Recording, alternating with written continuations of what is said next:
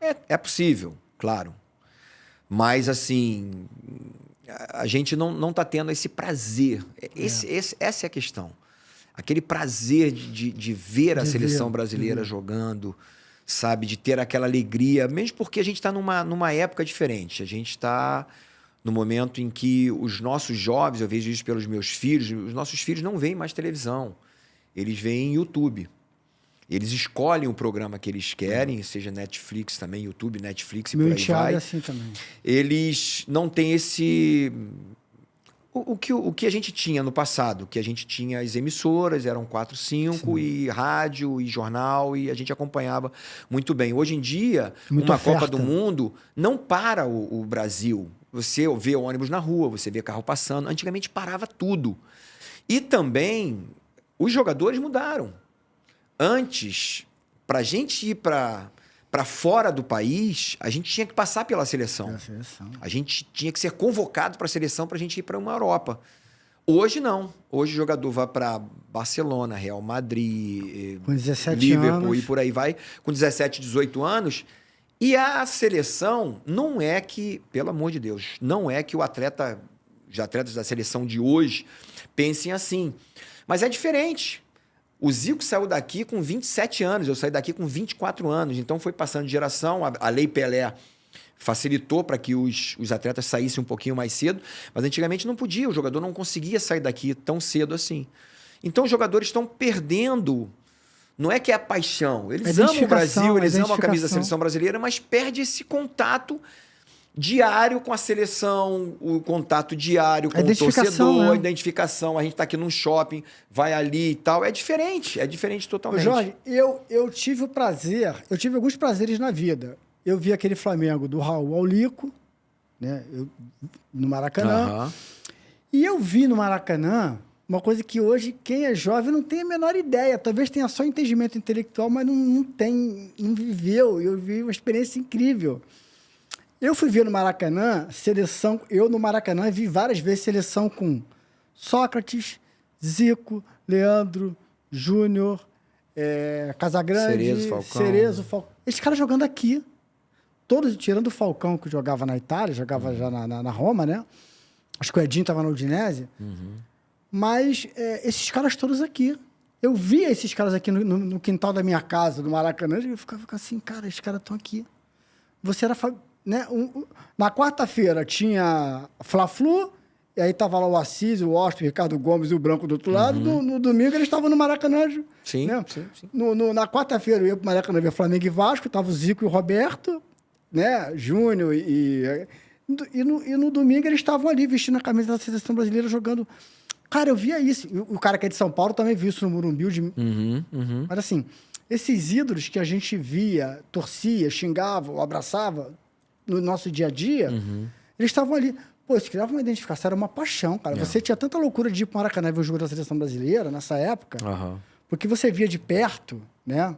Antigamente a gente falava que a gente via de perto, pô, você tá arquibancada longe pra cacete, mas tu viu de perto. Não, quem viveu, por exemplo, na Gávea, como eu vivi ali de 84 a 89, cara, a gente cruzava com jogadores de basquete, de vôlei, do futsal. Cruzava todo mundo ali na natação. E eram só nego top de linha. O torcedor estava muito próximo. A gente, eu lembro, vi várias fotos, assim, a gente sem camisa. Claro que são épocas diferentes. Sim. Aí os mais jovens podem pensar, saudosismo, caramba, já passou e tal. É verdade, mas existem alguns conceitos, a questão do comprometimento, da paixão, sabe, do amor pela camisa da seleção brasileira. Você vê, cara, nós chegamos num ponto que a camisa da seleção brasileira está sendo ligada à parte política, pelo amor de Deus. A camisa da seleção brasileira sempre foi amarela, sempre foi azul, e nós jogamos a semifinal azul. Aí surgiu, nem posso julgar, porque não sei se realmente a CBF queria. Surgiu aí e tal, já foi desmentido por eles, dizendo que não e tal. Mas assim, cara, era a honra que a gente dava para essa camisa. Eu não sei se a geração atual consegue entender essa situação, entendeu? O quão importante é você vestir a amarelinha. Onde fica claro isso, uma coisa que você conviveu com o Zagallo. Eu convivi com o Zagallo, assim, cobrindo dele uma época de técnico da seleção e depois como técnico do Flamengo em 2001. aquela coisa do Zagallo, o verde e amarelo, vamos vencer. Pra quem tá de fora e não conviveu com ele, pode achar que é balela, mas aquilo tem uma energia que contagia pra cacete, cara. Então, quando ele fala amarela... Hilton, o Zagallo, todos os dias na Copa do Mundo, todos os dias, várias vezes ao dia, ele falava, nós seremos tetra, faltam tantos jogos, cada jogo ele falava, faltam 7, faltam 6, faltam 5 e tal, e ele falava, nós vamos marcar, vocês vão marcar o nome de vocês na história do futebol mundial e tal. Assim, isso entranha, cara, isso entranha dentro de você, parece loucura, que é aquela coisa do pensamento, não é força do pensamento positivo, mas são palavras de quem viveu ali, e ele sabe que aquilo ali precisa ser literalmente encarnado, uma coisa que você tem que sentir. Então, assim, o que a gente quer muito, eu sei que vários jogadores da seleção são apaixonados pela seleção brasileira, pela camisa da seleção brasileira, mas eu até falei sobre isso quando a gente fez lá os 30 anos do Tetra, no ano passado, e falando que talvez essa geração não consiga entender isso, porque eu tive a infelicidade que eu digo, quando eu falei, eu nem sabia que o Vinícius Júnior, por exemplo, tinha ido para Ibiza.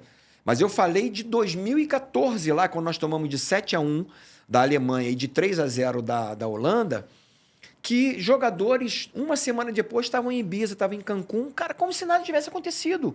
E na época ainda não tinha Instagram, foi Facebook e tal, postando essas coisas, como se não tivesse dor por uma derrota de 7-1 e de 3-0. Aí, eu não sabia, aconteceu do Vinícius Júnior ter ido também para Ibiza logo depois que eles perderam a Copa América, foi justamente aí, achou que eu estava falando para ele e tal, mas não era para ele, era para... Mas também a mesma situação. Cara, você perdeu uma Copa América, não se expõe. Não tem problema nenhum você sair, você descansar com a sua família, você que tem a capacidade e a condição, se Deus te deu essa condição de ter uma casa numa ilha, ter um... Fica lá, mas não posta.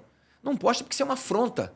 É uma afronta com aqueles que são apaixonados pelo futebol e que sentem a dor da derrota. Isso é que é difícil, não sentir a dor da derrota. Que eu falei, aí quando chega uma vitória, na realidade, eles não estariam nem preparados para uma vitória, porque não sentem a dor de uma derrota.